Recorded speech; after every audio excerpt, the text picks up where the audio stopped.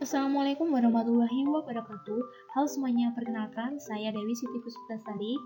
Kali ini saya akan menjelaskan tentang penerapan hukum Newton pada bidang miring. Nah, seperti apa sih? Yuk kita simak pembahasannya.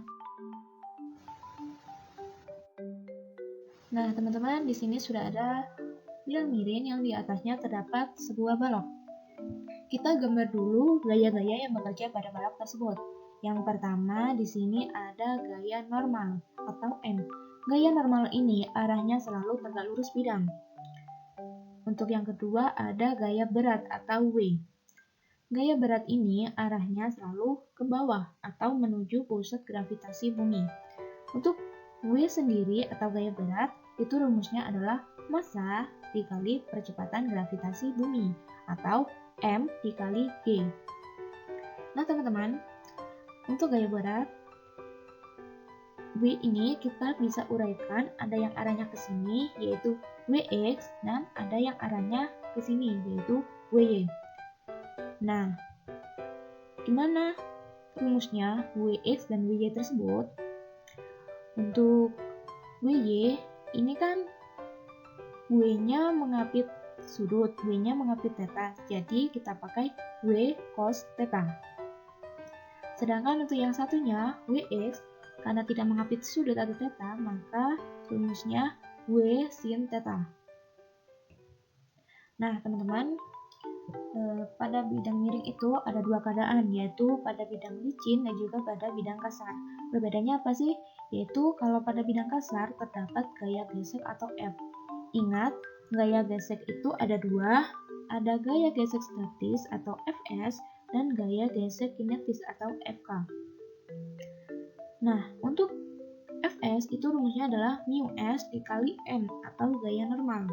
Sedangkan untuk Fk itu μk dikali dengan m atau gaya normal. Nah, supaya kita bisa lebih paham lagi, mari kita simak contoh soal berikut ini.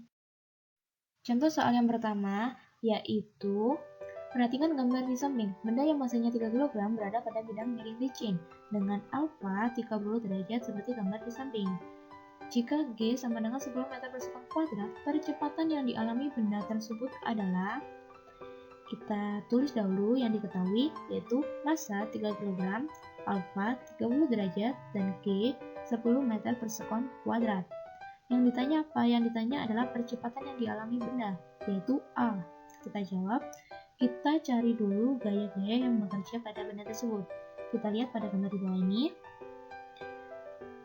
Gaya pertama yaitu gaya normal yang arahnya tegak lurus dengan benda. Yang kedua ada gaya berat yang kita uraikan seperti pada sebelumnya yaitu Wx atau W sin theta arahnya ke sini dan W cos theta atau Wy yang arahnya ke sini. Nah, gimana caranya? Kita ingat hukum 2 Newton yaitu sigma F sama dengan M dikali A.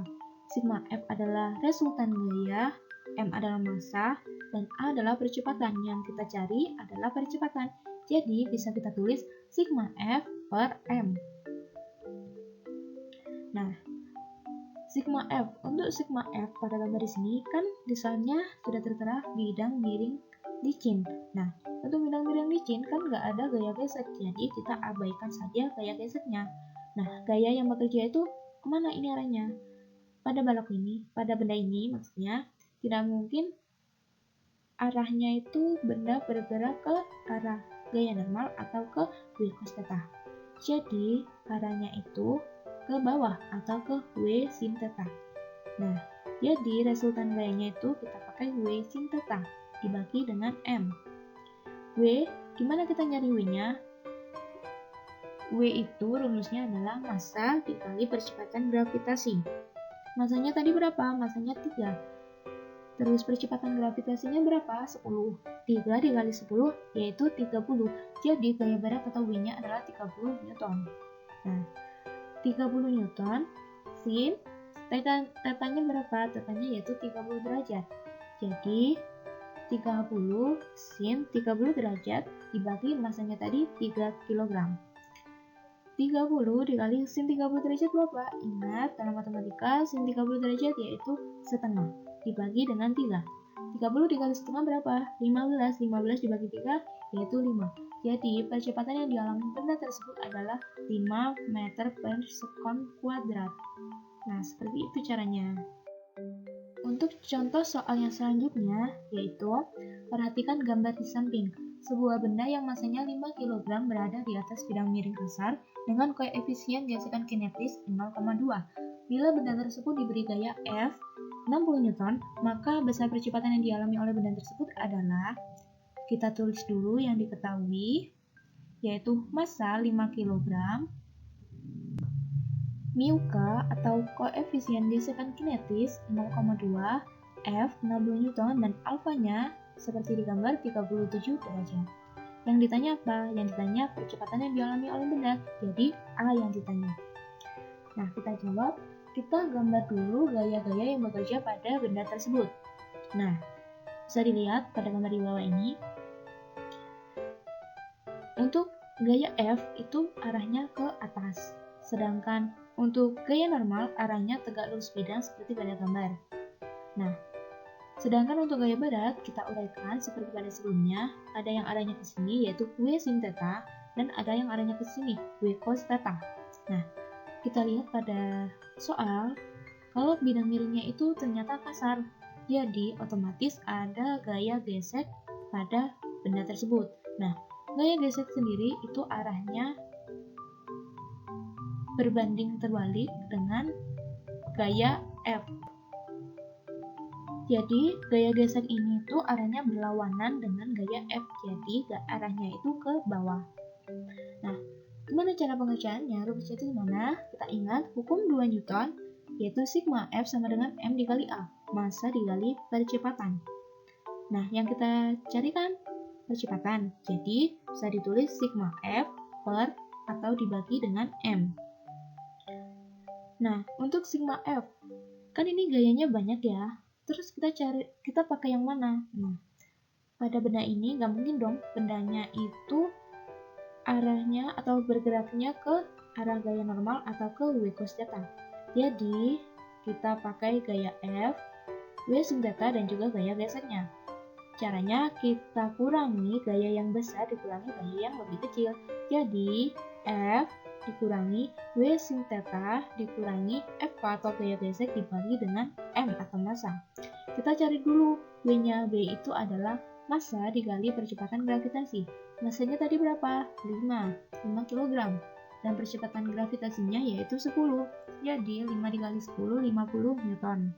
Nah, jadi gaya beratnya itu adalah 50 Newton. Nah, selanjutnya kita mencari nilai FK. Sebelum kita mencari nilai FK, kan rumusnya FK itu mu K dikali dengan N atau gaya normal. Jadi kita cari dulu gaya normal yang bekerja pada benda ini itu berapa. Nah, gaya normal ini rumusnya kita pakai yaitu W cos theta, yaitu gaya berat yang arahnya ke sini. Nah, W-nya tadi berapa? 50. Untuk cos theta, tetanya tadi 37 derajat. Nah, cos 37 derajat itu berapa? Cos 37 derajat itu adalah 0,8. Jadi 50 dikali 0,8 sama dengan 40 Newton. Jadi gaya normalnya itu 40 Newton. Nah, selanjutnya kita mencari nilai gaya geseknya. F-nya yaitu mu K dikali dengan N atau gaya normal. Mu K-nya tadi di soal berapa? Yaitu 0,2. Dan N atau gaya normalnya adalah 40.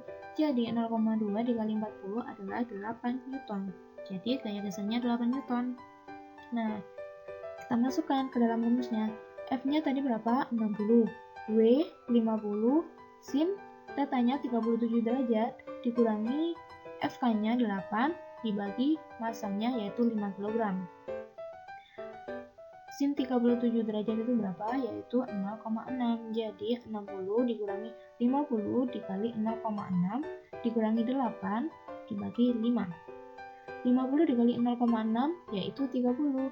Jadinya 60 dikurangi 30 kan 30. Terus dikurangi 8 yaitu 22. 22 dibagi dengan 5 yaitu 4,4. Jadi percepatan yang dialami oleh benda yaitu 4,4 meter per sekon kuadrat. Nah, gitu cara mencari percepatan yang dialami benda dari gambar di samping. Nah, itu tadi pembahasan tentang penerapan hukum Newton pada bidang miring. Dan sekian, terima kasih. Wassalamualaikum warahmatullahi wabarakatuh.